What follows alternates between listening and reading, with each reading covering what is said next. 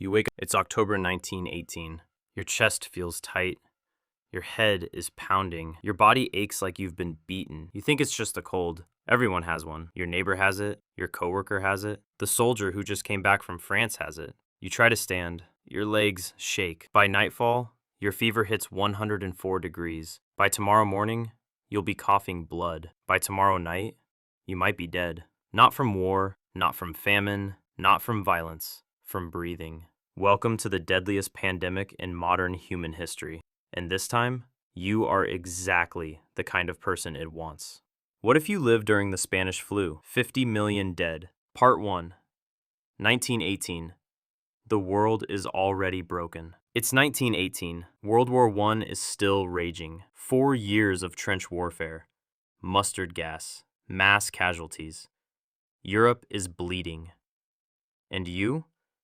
You've either just returned from the front lines, or you're working in a crowded factory, or you're living in a packed city apartment.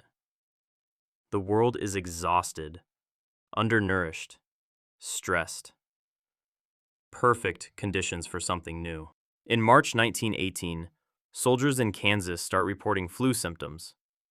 Within weeks, troops traveling to Europe bring it with them. Ships, trains, military camps. The virus moves faster than bullets. But here's the terrifying part. At first, it looks harmless.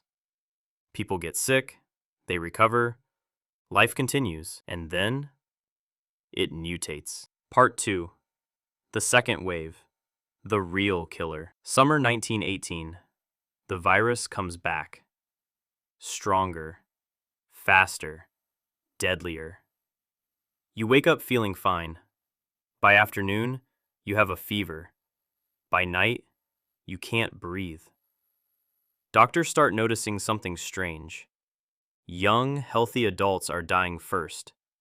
Not the elderly, not babies. Strong 20 to 40-year-olds, prime of life. The stronger your immune system, the worse your outcome. Why? Because your immune system overreacts.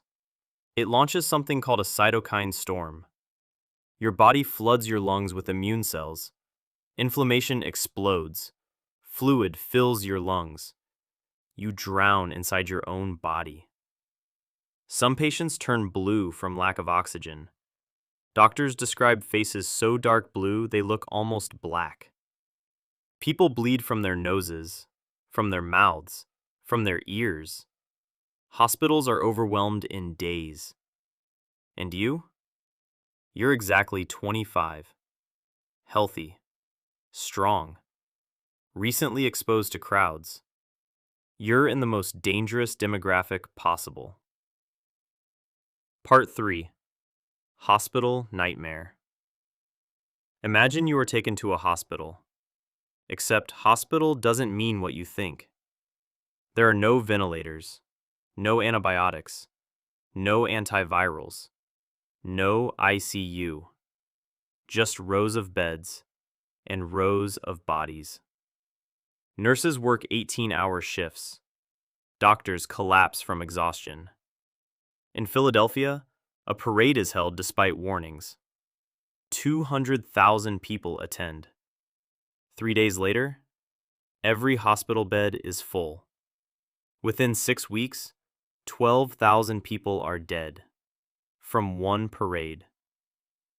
Now imagine your city. Mass graves are dug because cemeteries are full, coffins run out. Families bury relatives in backyards. You lie in bed, struggling to breathe. The nurse next to you whispers, "We're out of space." People are stacked in hallways. Some die within 24 hours of first symptoms. You don't know if you'll wake up tomorrow. Part 4. The global impact. This isn't local. It's everywhere. India loses an estimated 17 million people. Entire villages wiped out. Africa, Europe, North America, South America, Asia, no continent is spared. Life expectancy in the United States drops 12 years in a single year. Think about that. 1 year, 12 years lost. Entire economies pause. Schools close. Churches shut down. Public gatherings banned. Masks become mandatory in some cities. Sound familiar? Except there is no social media, no global coordination, no WHO, just fear and rumors. Some blame Germany, some blame Spain, some blame immigrants, some blame poison. And the name Spanish flu? Spain was just the only country reporting it honestly. Other nations censored their newspapers during war. Spain told the truth, so they got the name. Part 5. Would you survive? Let's break down your survival odds. If you're male, 20 to 40, recently exposed, living in a city, your risk skyrockets. About 1 in 10 infected die. In some cities, higher. If your immune system is strong, ironically, worse. If you catch secondary bacterial pneumonia, almost certain death. And remember, there are no antibiotics yet. Penicillin won't be discovered for another decade. You might survive the flu, only to die from pneumonia afterward. So let's simulate. Day 1, fever, chills. Day 2, intense coughing. Day 3, blue lips. Day 4, lung failure. Some died within 48 hours. Would you make it? Statistically, maybe. But you wouldn't walk away untouched. Maybe. But you wouldn't walk away untouched. You'd lose friends, family, neighbors, coworkers. Entire social circles erased. Part 6. Why it disappeared. Here's the mystery. By 1920, it fades. No vaccine, no global plan. It simply burns through the population. Viruses don't want to kill everyone. They evolve. The deadliest strain eventually weakens, or immunity spreads, or both, and humanity moves on. But the scars remain. Entire generations traumatized, children orphaned, families shattered. Yet today, most people barely know about it, because it wasn't dramatic like war. It was quiet.